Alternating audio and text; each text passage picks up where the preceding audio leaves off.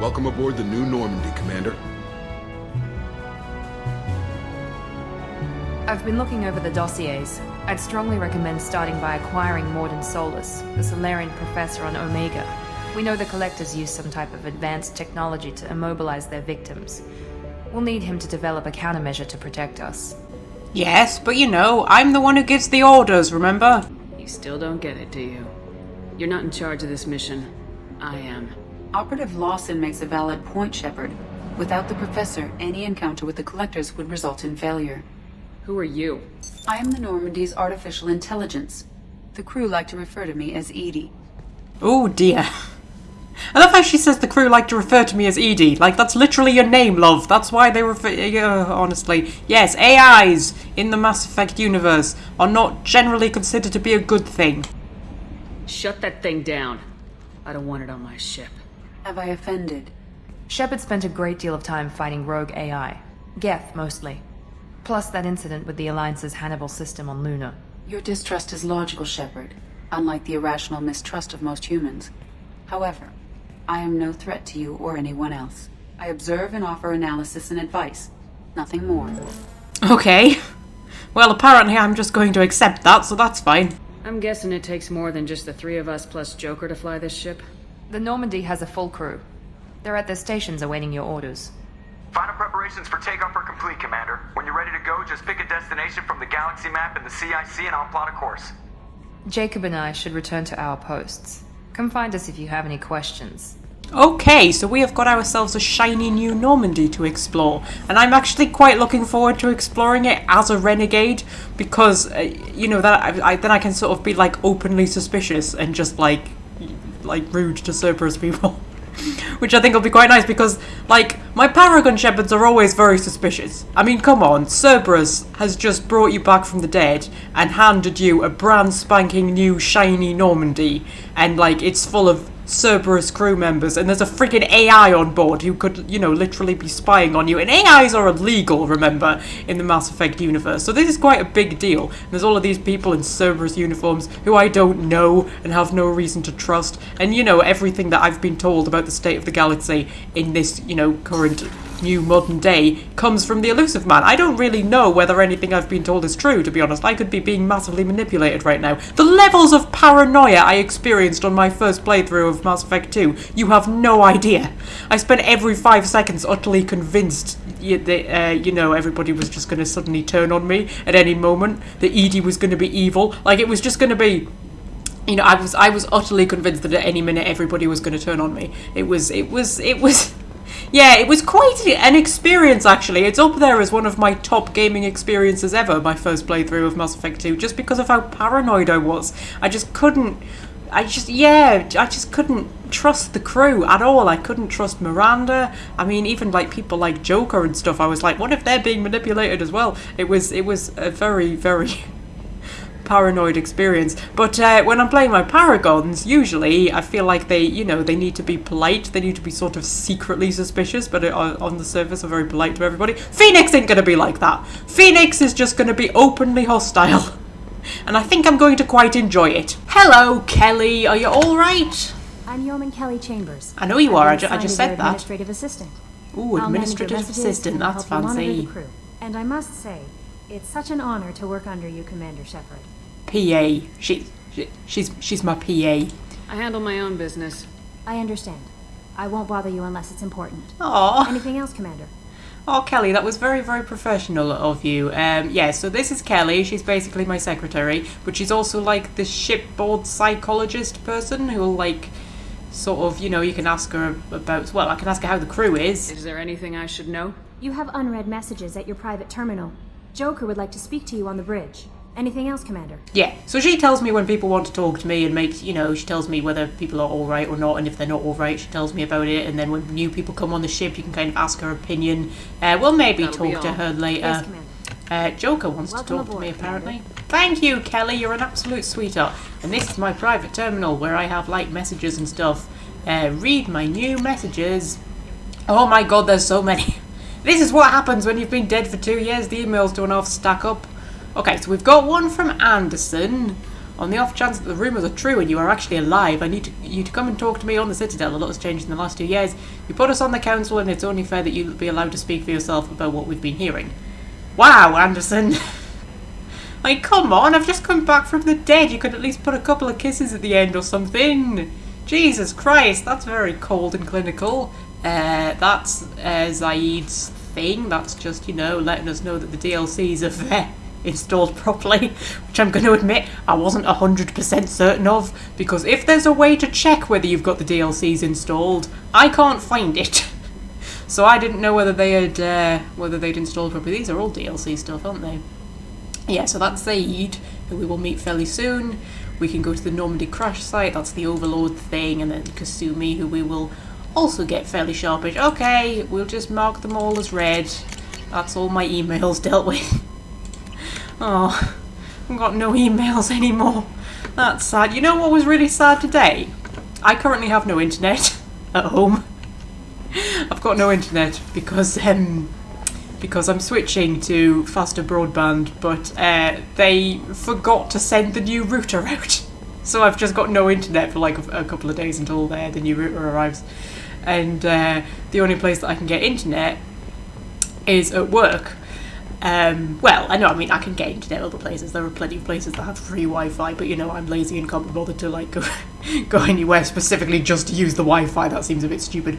So when I got into work, because I had like a day off, I had Thursday off this week, and that was like a whole day without any internet. And then when I went into work and my phone immediately connected to the work Wi-Fi, and I was waiting for all these notifications to come in of all the stuff that I'd missed on Thursday when I had no internet.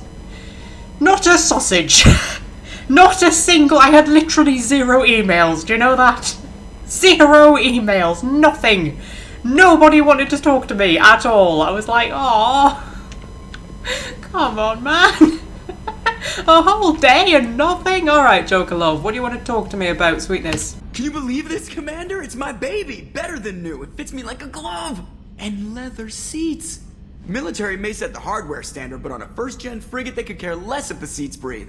Civilian sector comfort by design. The reproduction is not intended to be perfect, Mr. Moreau. Seamless improvements were made. And there's the downside. I liked the Normandy when she was beautiful and quiet. Now she's got this thing I don't want to talk about. It's like ship cancer. Did you just call Edie cancer? I think that's a little bit harsh. Yeah, I don't trust them. We still need to move ahead, but it's all too convenient. Maybe you're right. I guess it's hard to argue when they install an AI to spy on us. We're staying though, right? I mean, the seat is real leather. Good to see you're keeping it all in perspective, Joker. Leather? Real leather? Really? Like actual real leather? I would have thought they would kind of have gotten rid of all of that by, the future. I mean, real proper leather is kind of hard to come by in this modern day and age. I would have thought they'd, 3.10, pitch 64.18, yaw 10.28. Uh-huh. Okay, that's great, Joker. I'm just gonna leave. We could talk to Edie with her wonderful, sexy voice. You know what? Is there a problem with the, no? Oh, that's good too. And still good.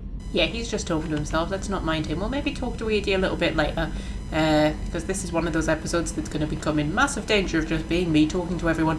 Yeah, recording Mass Effect is weird. I found this with Mass Effect 1. Because Mass Effect's the kind of game that usually you like to take your time, just walk around, talk to everyone and all of this kind of stuff. But when you're trying to make it like, a bit entertaining, it's a little bit more difficult, So this is our armory. We've got a proper armory now. Not just, that little bit in the cargo bay where Ashley used to hang out. This is a proper armory, and we could talk to Jacob. We're not going to, because, he's a little bit boring. You know what? I like Jacob. I really like Jacob, and I don't understand why people don't like him. Like, I understand that... he's your buddy, isn't he? He's like your first friend. He's the first one who you kind of meet who doesn't seem like he might be a... he seems to be genuinely on your side. You wouldn't immediately trust Miranda. You wouldn't immediately trust the Elusive Man. Most of the crew you're not going to immediately trust because they're Cerberus. Jacob's like the first one who you think, well, you know what? I kind of trust him. If nothing else, worst case scenario, he's being manipulated as well. He's like, the first one who you probably trust, I think. And I always quite like him. And yes, I know, once his loyalty mission's kind of done and you get more interesting people in the team, there's sort of no reason to speak to him anymore. He becomes like the most boring character on the ship and he just sort of fades into nothingness and you kind of forget he exists. So I completely understand when people say he's like the most boring character. But, I mean, some of the things you hear people say about Jacob, people genuinely hate Jacob. I mean, genuinely hate him, just despise him as a character, and I can't work out why. Like, he's lovely, Jacob. I mean, unless he did his romance, then I can understand, because that doesn't turn out so great, does it? But he's lovely. I don't understand what it is people have against him. He's lovely, really. And this is a locked door because we haven't. A scientist is required to use the technical laboratory. Yes. A scientist is required to use the technical laboratory. I'm not allowed to set foot inside it without a scientist supervising me. This is how much Cerberus trusts me. So yeah, you've got this weird thing in Mass Effect 2 that rooms that characters hang out in are locked until you get them. Which, I mean, with the tech labs it almost makes sense, but when it's things like the Starboard Lounge and stuff like that, it's like, oh no, you just can't get in there until, you know, you've recruited Samara or whoever it is, and it's like, what? So yeah, there's just loads of locked doors on your ship. Most of your ship you can't even get into. It's like, it's my ship and I can't get through most of the doors. This did wonders for fueling my paranoia on my first playthrough. And this is our, like, comm room thing. It's much fancier than Mass Effect 1's was. We can have a chat with Edie. What's this area of the ship? This is the FTL communications room. In addition to interfacing with the FTL comm network, Normandy is fitted with a quantum entanglement communicator linked to the Elusive Man's office. This allows lag-free communication even when you operate off the comm grid. And now we can get a science lesson about quantum entanglement. I've never heard of a quantum entanglement communicator. How does it work? Essentially, two subatomic particles are created in an entangled state. One is installed here, and the other in the Elusive Man's office. When one particle occupies a given quantum state, its entangled partner will always enter the opposite state, no matter the distance between them. If we alter the state of our particle, that alters the state of the Elusive Man's. This allows us to send data in the form of quantum bits. Honestly, I would have an entire game of just Edie giving us science lessons, isn't it? It's the most relaxing thing. I'd love to fall asleep to just Edie giving science lectures. Why aren't these used everywhere? Each quantum pair costs nearly as much as a comm relay, and can pass only one quantum bit of data at a time. In addition to the cost and bandwidth issues, the system is strictly point-to-point. To contact 100 different worlds, we would need to manufacture and install 100 entangled pairs, one link to each world. That's all for now. Logging you out, Shepard. I believe it's a real thing, isn't it, quantum entanglement? I mean, I don't think we actually have the technology, but it's like theoretically possible. I think, is that not a thing that they've done experiments with, that when you have, you know, where they split particles and something and then they're like on opposite ends of the universe, and if you change one, the other one changes. Well, something like that. I remember my dad telling me about it one time over breakfast or something. I don't know if you've noticed, but I'm not one of those nerds who understands science. I love science, I'm fascinated by science, but I don't understand it. I was never one of those Commander, clever you nerds. received a new message at your private terminal. Have I? I've just checked my messages. Are you absolutely sure, Kelly? Are you absolutely 100% sure? Yeah, you're lying to me, Kelly. You're lying to me. I was going to say either that, or it's my email notification, because that is my actual email notification that I have on my phone. But of course it won't be, because I don't have any internet. Anyway, we have a proper lift in this version of the Normandy, like a proper one that takes us to lots of different floors rather than just down to the cargo bay. And you know how much I enjoy a lift. Where should we start? Should we start at the bottom and work our way up? That sounds like a good idea. Ooh, that cargo bay is much bigger than our old one. It's also totally inaccessible. You can't get down to it. And it doesn't have a Mako in it, so it's rubbish. Because, you know, there's no Mako in Mass Effect 2, which is why it's a vastly inferior game to Mass Effect 1. Yeah, see, I can't get into, like, the starboard cargo or the port cargo because there's no companion to go in them yet. Access to this room is currently restricted. Ooh! Ooh!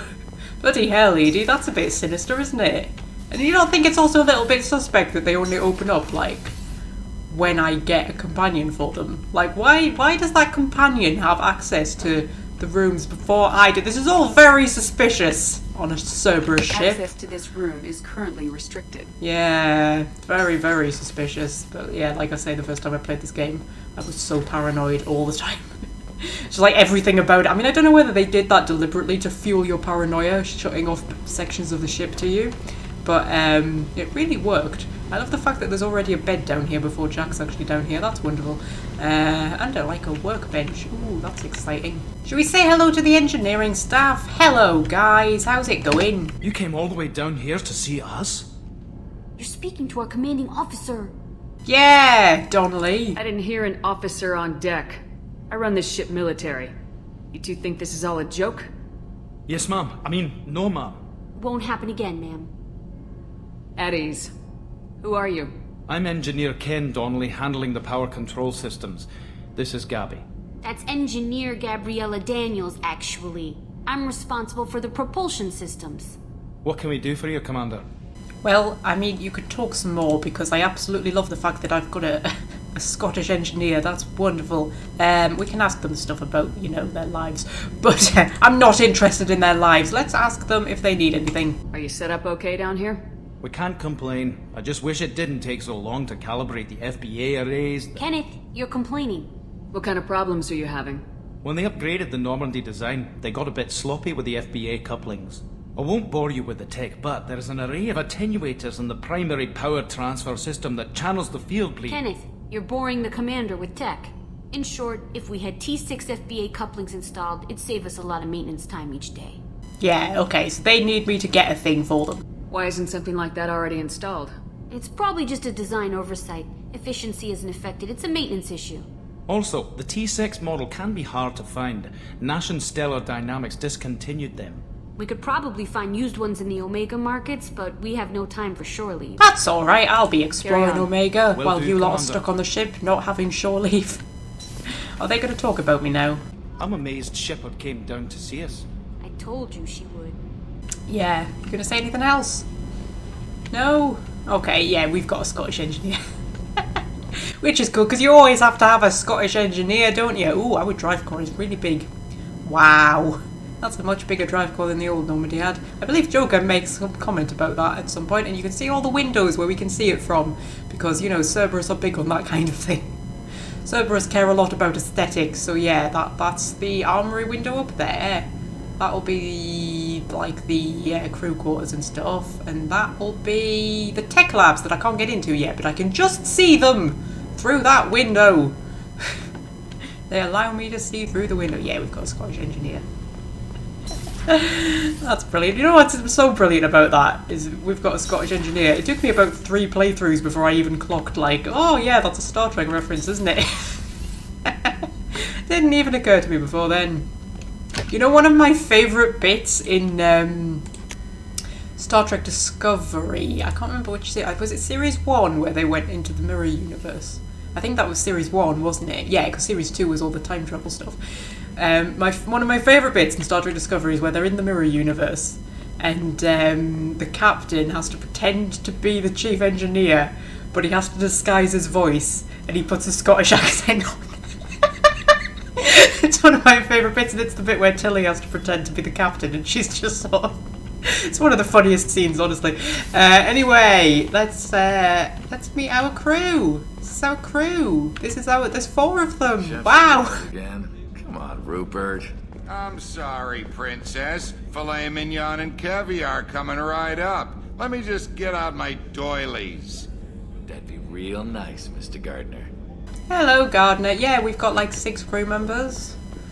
I mean, there's more in the crew quarters, isn't there? Hang on a minute. So, right, okay, there's 6 out here. And then if we head on in here, there's 2. Cutie. How old? That makes 8. Year-old next month. How many is there on the bridge? Like 10, maybe? We don't have the biggest crew in the world. Starboard observation deck is closed until needed. Closed until needed? What? What? What? Closed until needed? Maybe I need to observe something. Bloody hell, lady, why do you get to decide when it's needed or not? What about the port observation thing? Would you let me into there? Port observation deck is closed until needed. Oh, but come on, there's a bar in there. Edie. Access to life support is restricted. Edie, we're getting off on the wrong foot here. Will you let me in the men's toilets at least? Shepard, the women's restroom is on the starboard side of the ship. Yeah, I know, but I want to use the men's. It's my bloody ship. I can do whatever I like. Oh, that's a really dirty sink, isn't it? Right, hang on a minute. What have we got? We've got 2 toilets, 3 showers, and 1 sink. That seems like a... That's a bit... There is not much privacy afforded here, is there? I mean, there isn't even like a curtain. There's... This is what life on a military ship is like. I mean, Cerberus goes to all of the what's the word I'm looking for? Trouble to like put all this unnecessary luxury in, considering it is basically a military ship. And yet these are the bathrooms it installs. They don't even have shower cubicles, man. Bloody hell. Is the women's one like exactly the same? Yes, it is. It's wow. That's no fun at all, is it? Blimey, I am so glad that I have my own quarters. Right, I believe there's somebody that we need to go and talk to. I was going to talk to Gardner. I'll talk to Gardner in a minute. First, Dr. Chakwas! My favourite person. Hello, how are you? Commander Shepard. I watched the Normandy crumble with you on board. It's good to see you alive. Oh, it's even better to see you. Nice to see a familiar face, Doctor. I feel the same. I wish more of the original crew could be here. The kind of trauma you endured would have changed most people. But not you, I see. Welcome back, Shepard. Well, I've got different coloured hair. I mean, you want to notice the different coloured hair? Because I've got different coloured hair. I mean, that's worth noting, right? Look, the hair's a different colour. Like that's my... You want to be... Okay. Yeah, we'll ask Chakwas personal questions because, you know, I'm interested in her. Yes, you've joined Cerberus. That seems a bit weird. You're not the Cerberus type, Doctor. I don't work for Cerberus. I work for you. On a mission that may be crucial to the survival of the human race. I have faith that your dealings with Cerberus will be ethical. I trust you, Commander. Ethical? Really? I'm a renegade. Doctor, you've been with the Alliance for years. Why leave now? After the Normandy was lost, the surviving crew was reassigned. I was stationed at the Mars Naval Medical Center, a very respectable position, but it wasn't on a starship. Colonial military life isn't for you? I've spent most of my life on warships, never knowing what the next mission might bring. I'm used to the hum of engines, the creaking of bulkheads, that subtle vertigo when the momentum dampeners kick in. Life planetside is just too static, too boring. Doesn't she remind you a bit of Wynn from Dragon Age? Just the grey-haired old woman who can't sit still and refuses to grow old. There's a very good chance this mission will be a one-way trip. Are you prepared for that? I've been through the reclaiming of Shanxi, the Skillian Blitz. We survived the Battle of the Citadel and the destruction of the Normandy together. I've lived a full life. No regrets. I'd like to make sure the crew gets the same opportunity. Oh, you're a I'll wonderful see you later, woman, Doctor. Commander. One of the best. I'm sure we'll talk to you later. Hang on a minute. Access to the AI core is restricted. That's creepy. Yeah, I've just remembered I forgot to ask you something. How may I help you, Commander? Do you have everything you need? I believe so. This medical bay seems very much like the sick bay on the original Normandy. Only thing missing are my private reserves. I even had a bottle of Ceres Ice brandy that I was saving for a special occasion. Yes, so the engineering team need us to get like a really rare engineering part to make the ship run better. The doctor needs us to get brandy. I'll keep an eye out for a replacement bottle. Oh, you needn't. It's expensive, and we have much larger concerns That's ahead. alright, Doc. see you Anything for later, you. Commander. Anything for you, sweetness. And then we just need to go and have a chat with Gardner because he needs us to fetch something as well. I love the way that, you know, we're already picking up fetch quests. Oh, never mind. Commander Shepard, the hero of the Citadel. You did humanity proud that day. Miss Sergeant Rupert Gardner here. How can I be of service? What do you need, lovely? Do you have everything you need? I make do. But have you ever tried to prepare a decent meal with military provisions? I'm good, but I'm no miracle worker. Taking down the collectors is going to be rough business. The crew deserves a few fine meals before they throw themselves into the fire. What do you need? If I had some quality ingredients... Oh, shit. You've got more to worry about than grocery shopping on the Citadel. Forget I mentioned it. If I head that way, I'll keep an eye out. Much appreciated.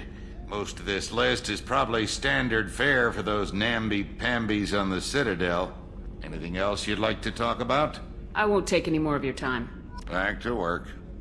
Okay, so we need to get the engineering part, we need to get some posh brandy, and we need to get some decent food for the crew. That's fair enough. We could go and have a chat with Miranda. Hello, Miranda. Ooh, this is fancy. Ooh, blimey, look at this. Jesus. I can tell you're the elusive man's favourite, can't you? Oh my god, she's got like 3 computers. 4! She's got 4 computers!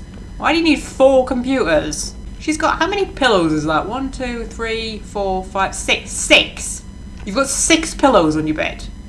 Who in their right mind needs 6 pillows? 6 pillows? How many freaking reclining chairs has she got as well? That's like 1, 2, 3. Oh my god, Miranda, you have got way too many chairs. Way too many chairs. She's got a corner sofa. She's got 2 corner sofas.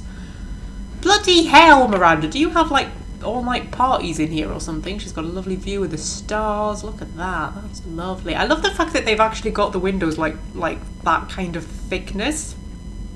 Because that sort of makes sense, doesn't it? In a starship, you need a really, really thick hull and all of that. So you need like that kind of thickness. But I kind of like that. That's a nice little detail. But yeah, this is a bloody fancy office, Miranda. Commander, what can I do for you? Well, yeah, can we talk? Do you have a minute, Miranda? No doubt you've got a lot of questions. Cerberus isn't as evil as most people believe. If I can help allay any of your concerns, I'd be happy to do so.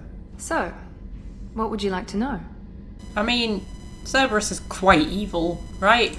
I know what we're doing here, but what's Cerberus's long-term goal? The advancement of the human race. Nothing more, nothing less. The Solarians have the Special Tasks Group. The Asari have their legendary commandos for stealth and recon operations. Cerberus is humanity's answer to those organizations. Yeah, but nobody sanctioned Cerberus. But those organizations are regulated by governments. Who keeps Cerberus in check? Nobody. We're privately funded and our backers trust the elusive man to make the right decisions. But he's very clear about our goals. Protect humanity and serve its advancement. Yeah, alright. Bloody hell, Miranda. Are you military or political? Or both? Cerberus has several divisions. Political, military, scientific, but we're all working towards the same goal. The teams you encountered before your accident were mostly part of our military division. But not all Cerberus operations use the same protocols. We try not to get bogged down in bureaucracy or formality. Basically meaning that there are no rules. So, you know, they can end up doing creepy shit like what was going on in the first game, like weird experiments and stuff that always ends in tears. I mean, you're not really doing much to alleviate my concerns here, Miranda. What kind of resources does Cerberus have? We're very well funded, though I doubt anyone other than the elusive man knows exactly how well.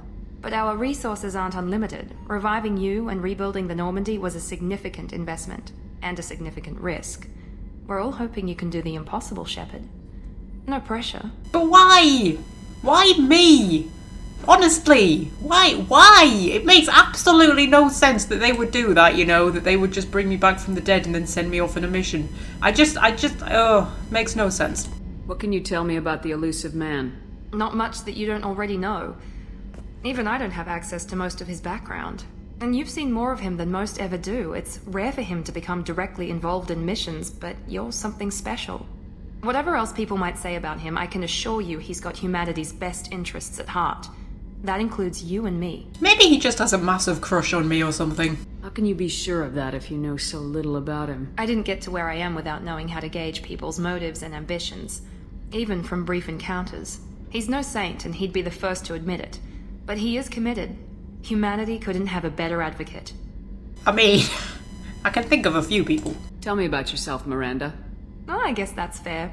I've spent the last 2 years learning everything there is to know about you. Well, you should probably know that I've had extensive genetic modification. Not my decision, but I make the most of it. It's one of the reasons the elusive man handpicked me. I'm very good at just about anything I choose to do. You're cocky. God, look at Shepard's face. That's a brilliant, brilliant stance, that is. You're cocky, you're genetically modified. Oh, wait, she's cocky. But, you know, I think she kind of knows that. You certainly don't lack for confidence. It's just a fact. My reflexes, my strength, even my looks, they're all designed to give me an edge. No point in hiding from it. It's the reason I'm trusted to oversee the most dangerous, risky, and technically demanding operations Cerberus undertakes. And it's why I was assigned to you. It's my job to make sure you succeed, Shepard. Well, that's very sweet. What level of genetic modification are we talking about? That's very thorough. Physically, I'm superior in many ways. I heal quickly, and I'll likely live half again as long as the average human. My biotic abilities are also very advanced. For a human. Add to that some of the best training and education money can buy, and, well, it's pretty impressive, really. It sounds like you were designed to be perfect. Maybe, but I'm not. I'm still human, Shepard. I make mistakes like everyone else. And when I do, the consequences are severe. Everyone expects a lot from someone with my abilities. Okay. Let's not delve too deeply into her emotional state right at this moment. Thanks for the information, Miranda. I'll talk to you later. Of course, Commander. Whatever you need. Okay, well, you know, it's weird for being a sort of genetically modified goddess. She's kind of one of the least interesting people to have in the party, really. I mean, once I get more people, there's not really much point in having her in the squad, because she's not very interesting. There's not really that much that she can do that's kind of useful, really. But, you know, never mind. And she has a stupid amount of pillows on her bed. And look at that, 6 bloody pillows. 6 bloody pillows. Should we go and see where, like, the rest of the crew sleep? See if they share in the same luxury as Miranda. Oh, would you look at that? Bunk beds. They don't even have pillows on them, do they? Not proper ones. They've got, like, oh my god, they've got tiny pillows. Those are, like, so narrow, those pillows. Those are teeny, teeny, tiny pillows. Bloody bunk beds, man. How many have we got? 2, 4, 6, 8... 10, 12, 14, 16, 18, 20, 22, 24. That might actually be more than there are crew members on the ship. Considering how few crew members there seem to be floating around. But yeah, they have to deal with bloody bunk beds. Look at this. This is horrible.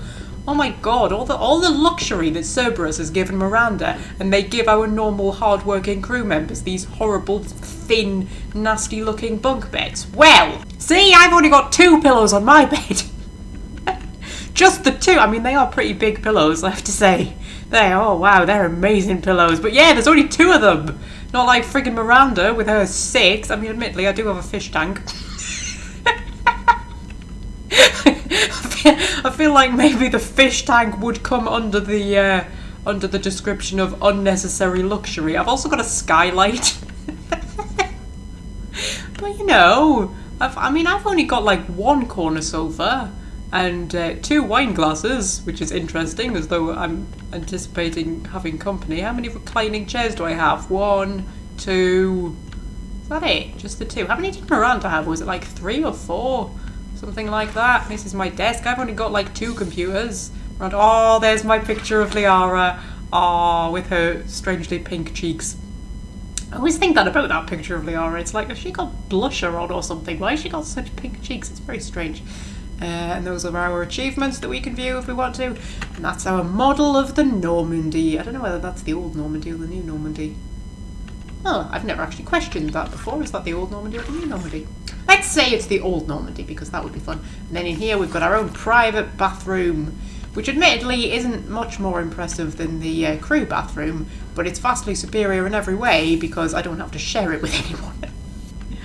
And this is all my shelves where I can keep like towels or whatnot. And this is my mirror that actually functions as a working mirror, which is always impressive in games. Well, not so much these days, but you know, back in the day that was always a sign of a good game if the mirrors actually worked as mirrors. And I can put music on. Can I put music on? Is this... Oh, is this from Flux? Or Cora's Den? No, I think this is from Flux, isn't it? Is this from Flux? What else is on here? That is the opening music of Mass Effect 1, I think? The opening music? I think it is. Is this Flux? Or is this Cora's Den? I can't remember which one's Flux and which one's Cora's Den. This is basically just the Mass Effect 1 soundtrack, though. That one... I have literally no idea.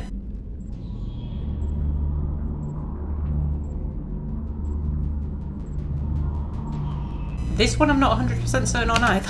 Oh, this is the wards. I know this one. This is the wards. This is one of my favourite ones. Yeah. That one I don't know, but it sounds like battle music. Oh, bloody hell, I have no idea. Oh my god, I don't know what half of these are. Is that one even from Mass Effect 1? Or is that from something else?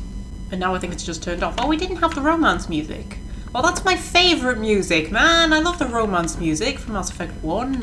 I don't like the romance music from Mass Effect 3 because it makes me cry, along with every other piece of music from Mass Effect 3, but the romance one in particular just makes me, it's just too sad, it's just too sad. Anyway, yes, so this is our cabin. It's got lots of sort of shiny things. It's got an orange thing there. I don't know what that does. Maybe that's the light switch or something. I don't know. It looks very fancy and futuristic. Edie's up here as well, so we can talk to her if we ever get lonely. What's this area of the ship? This is the commanding officer's quarters. It's larger than the quarters of other warships I've served on. This is a Cerberus vessel, not an Alliance warship. Accommodations have been made for personal taste. That said, this space is directly under the exterior pressure hull. The fitting yard workers called it the loft. Of course, the most important aspect of Shepard's cabin is her wardrobe or armor locker, which is holographic for some reason. I've never quite been able to work out why it's holographic. I mean, most people would just have like a cupboard or something that they kept their clothes in, but Shepard's wardrobe is holographic. Anyway, point is we can customize what we look like, which means we can finally get out of these horrible Cerberus clothes. Oh my god, I hate having Shepard in anything with Cerberus on. Now, sadly, at this moment in time, oh, we could dress as Dr. Chakwas. Oh, very fancy. Oh, we could, I don't know, go to a Halloween party or something. Dressed as Dr. Chakwas, that's exciting. Yes, that is the only outfit that we have that doesn't have a Cerberus logo on it. That's our only, non-Cerberus outfit, but I just hate having her with a Cerberus logo on. Oh, it's so horrible. So we're gonna put her in dungarees instead. Because I think Phoenix looks bloody good in dungarees. I think she looks amazing. I mean, they're dungarees with slightly strange holes cut into them. But, you know, and sleeves that sort of aren't connected, which looks a bit weird. But, we'll wait until we get this, the Kasumi DLC done, and then we'll have that lovely dress I can put her in. I love putting Shepard in that dress. Just having Shepard walking around the Normandy in, like, a dress and heels. It's my favourite thing, honestly. But for now, she's going to be in dungarees, because you know what? Dungarees are amazing. I used to have dungarees. Oh, I used to love my dungarees. They were brilliant. I can't remember what happened to them. I think they probably just sort of got worn out because I wore them every day because I loved them. Okay, now armour. Now, as the game goes on, we will be able to buy new pieces of armour to put her in. We only have the N7 armour for the moment, but what we can do is we can change the colour scheme a little bit. Now, this is very important because we're going to be heading to Omega very soon, and Omega is a very fashionable kind of place. You can't rock up wearing just any old thing. I think we need to make a little bit of an effort, try and fit in, make a good first impression. There we go, Barbie pink camouflage. If that doesn't impress Aria, nothing will. 1, 2, 3, 4, 5, 6, 7, 8, 9, 10, 11, 12 including Joker. And then what was downstairs? There was 6 in the mess hall, so that's 22 in the crew quarters, that's 22. Gabby and Ken 24, Gardner 25, Jacob 26, assuming Jacob doesn't just sleep in the armory. Huh. You don't sleep in the armory, do you, Jacob? I'm just double checking he doesn't have a bed in here or anything. No, I think he probably sleeps in the crew quarters. So what was that, 20, what did I say? Was it 26 or something like that? And we've got 22 beds. But of course they won't all be sleeping at the same time because they'll have like rotating duties. We have a bloody tiny crew. I mean, we've got a minuscule crew. We've got like 25 people or something like that. Oh wait, 26. Was I already at 26? Oh, I can't remember. I think I was at 26, so that's 27, 28. Are there any more hiding anywhere? Anyone? 28, 29, 30. 30. I think we've got a crew of 30. Oh my god, the ship is so huge as well. I mean, look at it. You know in Mass Effect 1 where Tali talks about the ship feeling half empty? I mean, on on the SR2, she would definitely have a point. There's like nobody here. The ship's bloody huge. I imagine Edie must do everything, mustn't she? And there's just nobody. There's got like 30 crew members. Oh my god, we're absolutely teeny tiny. Wow. Anyway. Anyway, so we've got a new outfit. We've had a bit of a whistle-stop tour. We've talked to a few people, done all of that jazz. Time to get on with it, I think. Oh my god, my galaxy map is so small. Oh, my galaxy map used to be huge. Also, where's the big hologram of the Normandy? There. Oh, it disappears when I go to the galaxy map. Oh, well, that's a bit rubbish, isn't it? That's a bit rubbish. I like my big hologram of the Normandy. Why can I only have one or the other? Why have I never noticed this on other playthroughs? Guys! Anybody listening to me? Anyone at all? No? Okay, never mind. Okay, here we are. Yes, everything's a little bit different in Mass Effect 2, isn't it? Yeah, so I can literally fly around the star system like this. I've got a fuel depot where I can purchase fuel. Yes, I should probably do some of that since I have 0 fuel. I have 0 fuel. Let's buy some fuel, and then let's buy some more probes, because probes are very important. And we've got plenty of money. Yes, you actually have to spend your money in Mass Effect 2. Money is actually a thing you have to worry about a little bit, because you need it for things like fuel. I mean, to be honest, I don't remember it ever being a particular problem. I don't remember it ever being a particular problem running out of fuel or anything like that. And we can fly through the asteroid belt. Isn't this exciting? I'm not using up any fuel at the moment, because you only use up fuel. I'm assuming it's like FTL fuel, because you only use up fuel when you're travelling between different systems. So we'll go and do that in a moment. That's Omega that we need to land on, but we've got planets to explore, guys. We've got planets. We can enter orbit. Now, Mass Effect 1, you might remember, if anything... Actually, what? How did Mass Effect 1 work? It's been like months since I played it. Yeah, it just had like a thing, didn't it? And if there was anything interesting there, it would pop up. Oh my god, I can't remember how Mass Effect 1 worked. But yes, if there was anything interesting on the planet, it would like pop up. Like if there was a matriarch's writing there or something. Here, we've still got our lovely descriptions. And then we start scanning, and you have to literally scan the planet. You have to literally scan the planet because you're looking for resources. Because you need resources to make things like guns and ship upgrades and stuff like that. So we want a nice big deposit of something. A nice big deposit. That was a bit of a spike there. That's palladium. See if we can find a nice big spike. Nice big spike kind of there. And then we launch a bit of a probe. And then we get some palladium. It's so exciting. It's so, and you know what? People complain about this. People complain about this so much. They find it so boring, the whole scanning mechanic thing in Mass Effect 2. I can tell you, I bloody love it. It's one of my favourite things. I find it so relaxing. Just scanning planets. Just scanning planets for resources. And you know what the main thing is? This is going to sound so sad. You know what the main thing is that I like about it? It's the fact that you can actually just pretend that you're working on a starship. You can just pretend that you're just one of the crew sitting in the CIC just scanning planets. Like, oh look, there's some palladium, launch a probe. Yeah, because Shepard wouldn't be doing this. This isn't Shepard. Oh no, Shepard's in her cabin drinking wine and admiring her fish tank, reclining on her luxurious pillows. Oh, that's a lot of iridium. There was a really big spike somewhere. Where was it? There, yeah. So while Shepard's doing all of that nonsense, I'm just pretending to be one of the poor crew members who's sat down on the CIC scanning all these planets. That would be the best job. I'd love that. Yeah, you could just sort of pretend that you work on a starship in the future, scanning planets for resources. My favourite thing, it really is. Right, so we're currently at moderate, you can see up there at the top. Now we've gone down to poor. That means there's not much left, but there might still be a bit left, because when there's nothing, it goes down to like depleted. So there's a bit of palladium around there. There-ish. Are you going to be depleted now? No, you've still got a bit of life left in you. Let's see. Also, I didn't actually read the description of this planet, but if you do, sometimes it'll like tell you sort of what it's got a lot of. And sometimes if it's something that you like, because you use these to upgrade things, so you use them to upgrade your weapons and your ship, but once you've done all the upgrades, there's no need anymore. So like it might be that you've upgraded everything that needs palladium, so you don't need palladium anymore. So if you're like reading the description of the planet and it says, oh, it's rich in palladium, like, well, I don't have to bother then because I don't need any palladium. Or something like that, yes. And Ezo is, of course, the hardest one to find. There's a few planets around the place that have Ezo. And they usually have some kind of lore behind them as to why they have Ezo, like, I don't know.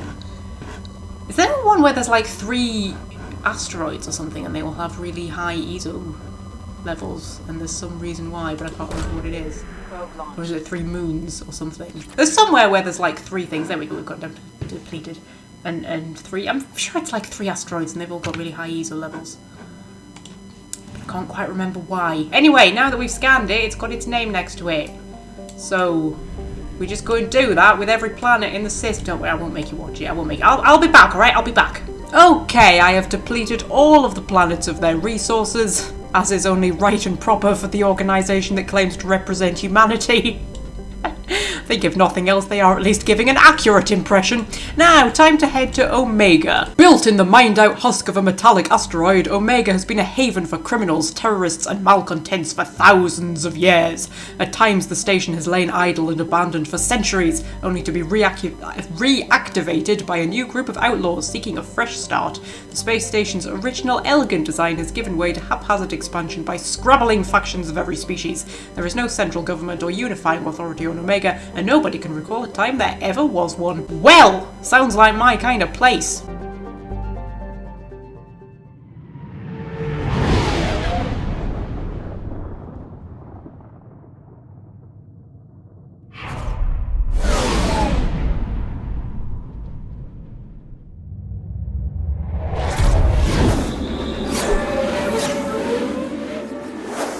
Oh yes, squad selection. However will I choose? I suppose we'll take these 2 with us. Yes.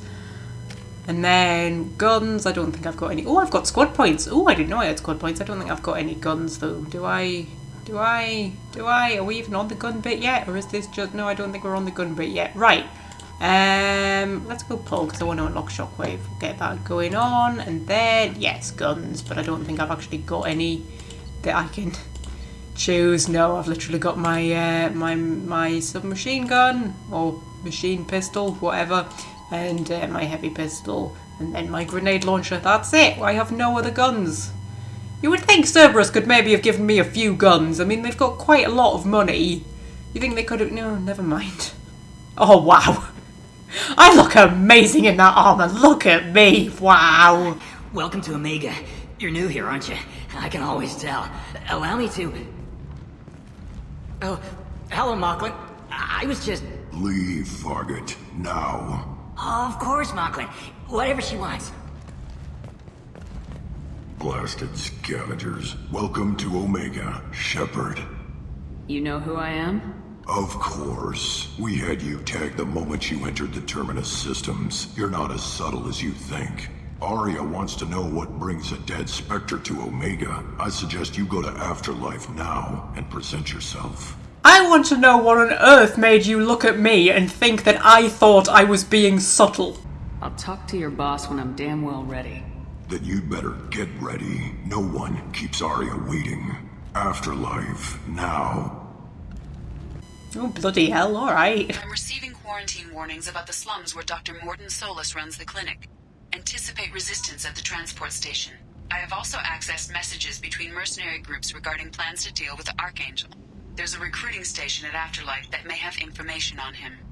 Okay, thank you, Edie. Now, Zaid, the first person that we're going to recruit. Yes, that was just wanting me to tutorialize. That's how I open the map. Yes, thank you, game. You can go away now. Thank you. Please.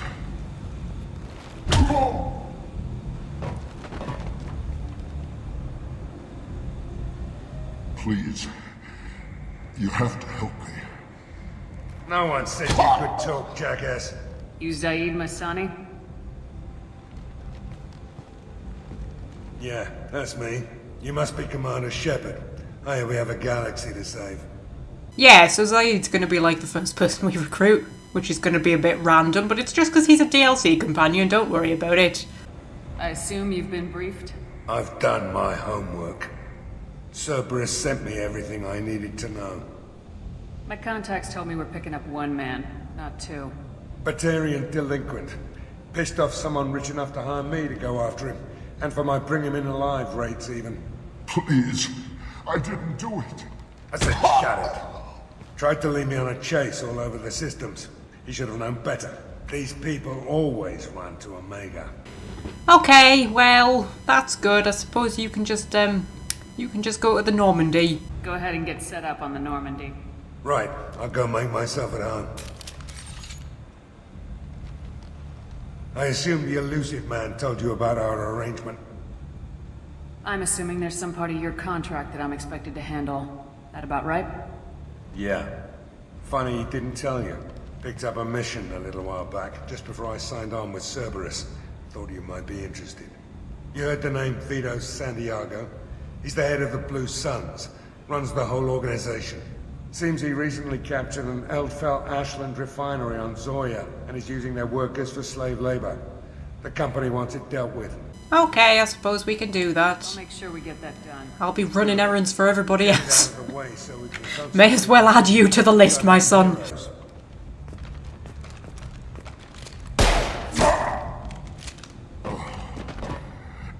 I better turn this thing in before it starts to stink. I'll be locked and loaded next time you're ready to get some killing done.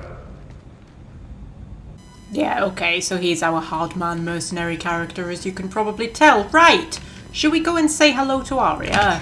Should we, oh, Afterlife.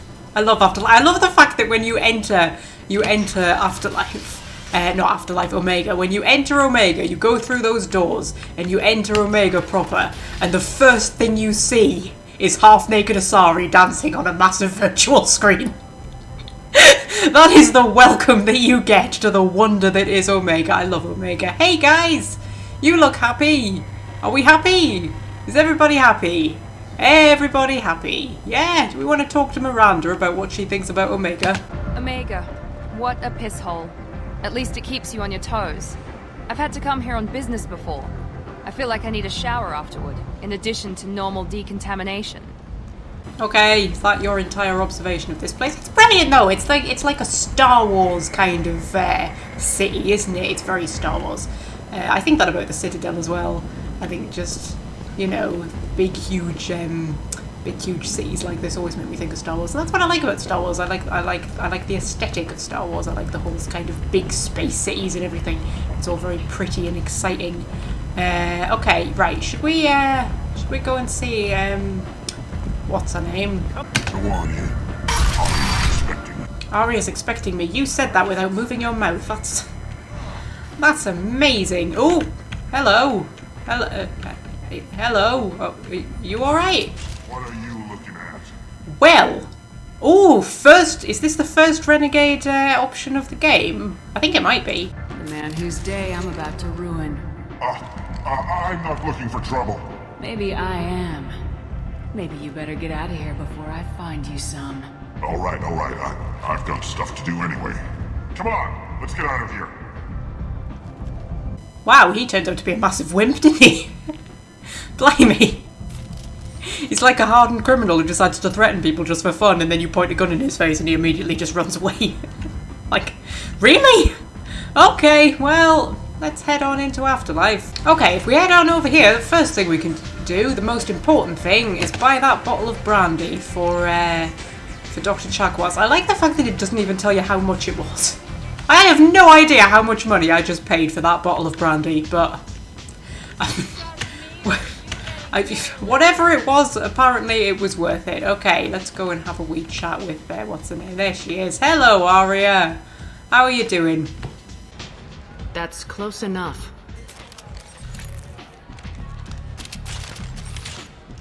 Oh, now everybody's getting their guns out to prove how hard we all are. Yes. Stand still. Try it and you'll be scanning the inside of your colon. I'd almost pay to see that, but it's not an option. You want to talk, you get scanned. Oh. Okay, but you know, I'm not going to be happy about it. All you had to do was ask. I don't ask. I was told you're the person to talk to if I have questions. They're clean. Depends on the questions. You run Omega?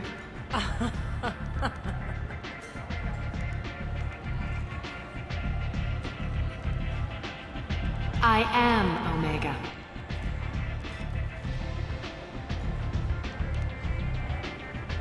But you need more.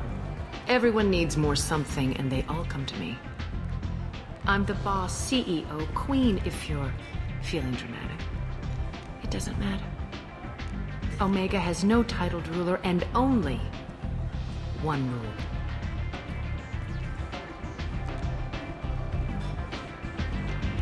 Don't fuck with Arya. Yeah, she's just a big drama queen, really, isn't she, Arya? Don't get me wrong, I love her, but she is just a massive drama queen.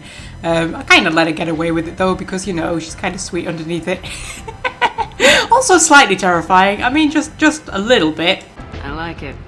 Easy to remember. If you forget, someone will remind you. And then I toss your sorry ass out the nearest airlock.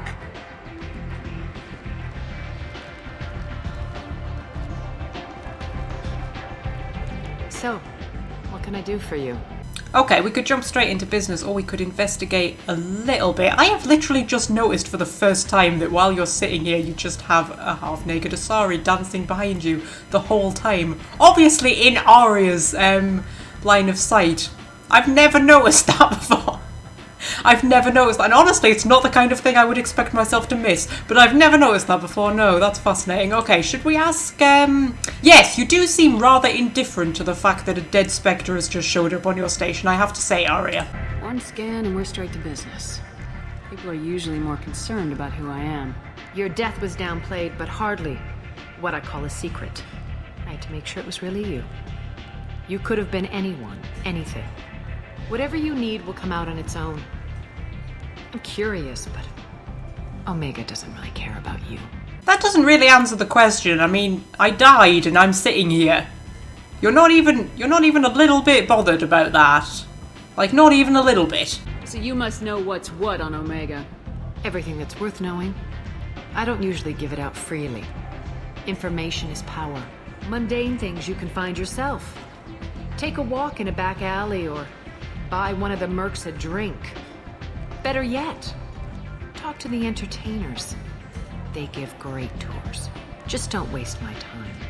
Okay, bloody hell. Okay, well let's just ask her about Morden. I'm looking for Morden Solus. Do you know where I can find him? The Solarian doctor? Last I heard, he was trying to help plague victims in the quarantine zone. I always liked Morden. He's as likely to heal you as he is to shoot you. I love the way that Shepard crosses her legs like the same time Arya does, like she's trying to look cool and she just ends up looking really awkward. Just like she's going, yeah, look at me just hanging out with like a sexy Asari crime boss. I'm gonna try and play this all cool in my bright pink armor. What can you tell me about him? Used to be part of the Solarian Special Tasks Group. He's brilliant and dangerous. Just don't get him talking. He never shuts up. If you really need to find him, take a shuttle to the quarantine zone. No guarantee they'll let you in, of course. Okay, so that's Morden. We also need to find Archangel, whoever that is. I'm trying to track down Archangel. You and half of Omega. You want him dead too? Not particularly, no. I'm putting a team together. He's on my list. Interesting. You're gonna make some enemies teaming up with Archangel. That's assuming you can get to him. He's in a bit of trouble right now. What kind of trouble? The local merc groups have joined forces to take him down. They've got him cornered, but it sounds like they're having trouble finishing him off. They've started hiring anybody with a gun to help them. Sounds like that might be our ticket in. They're using a private room for recruiting. Just over there. I'm sure they'll sign you up. Okay, brilliant. Can you tell me about these merc groups, please? Because I've been dead for a while and I'm a little bit out of the loop. I also can't stop seeing that Asari now. Now that I know she's there, I can't stop looking at her. For God's sake, Phoenix, concentrate. Which merc groups are after Archangel? Blue Suns, Eclipse, Blood Pack. They're Omega's major players. Unless they're at war, you'll never see them together. But one thing they hate more than each other is Archangel. Do you hate Archangel?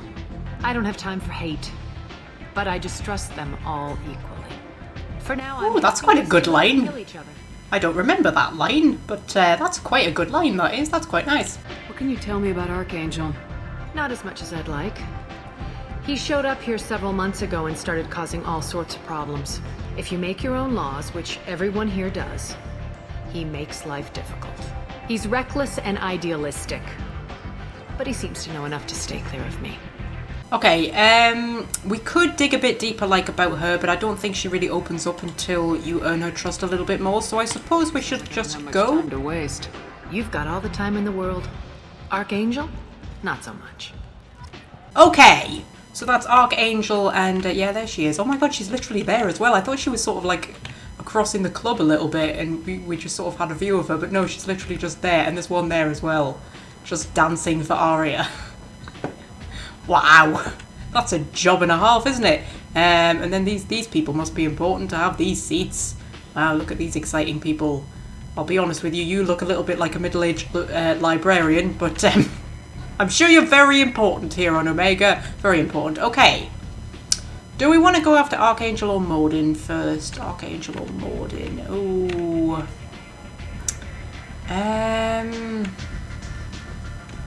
I don't know. I mean, it makes sense to go for Archangel, doesn't it? Since we know he's in imminent danger. However, I usually go for Morden, just because he's the one who you kind of hear about first. Oh, I've just noticed I haven't bothered to level any of my team up. Oh, we should probably do that, shouldn't we? Yeah, let's get Overload. Yes, I can speak. And let's get Warp going along. What's Cerberus Officer? That's just health and weapon damage. What's more important, do you think? We'll go for Overload, because she's the only person that I have right now who can actually deal with shields. That would kind of be useful. Jacob, you can have pull, and more pull, and may as well just go for that. That seems to work. I mean, I'm never going to use these two. As soon as I get other people, I'm never going to use these two again, so, you know, it doesn't really matter. But yeah, for being a sort of genetically modified Wonder Woman, Miranda, I mean, she's got Overload and Warp. It's like, that's it. Like, she can't even do, like, a Singularity. She can't even do a Shockwave. Come on, Miranda. I mean, she does get Slam once you've done her loyalty mission, and Slam's good. Oh, Slam's really good. I don't get Slam, do I? Oh, that's sad.